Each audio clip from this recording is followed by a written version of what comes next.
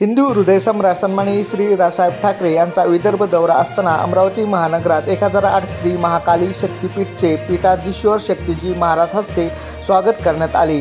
तसेच भाजपा उत्तर भारतीय मोर्चा अमरावती शहरतर्फे महाराष्ट्र प्रदेशात अवैध स्पा मसाज सेंटर तत्काळ बंद करण्यात यावे यासाठी जाहीर निवेदन दिले।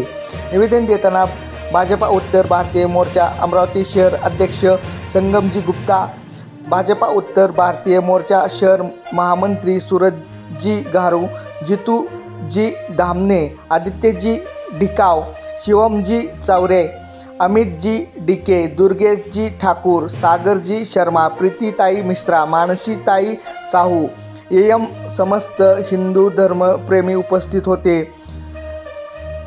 महाराष्ट्र लोकन्यूज चॅनलसाठी राहुल तिवारी, अमरावती।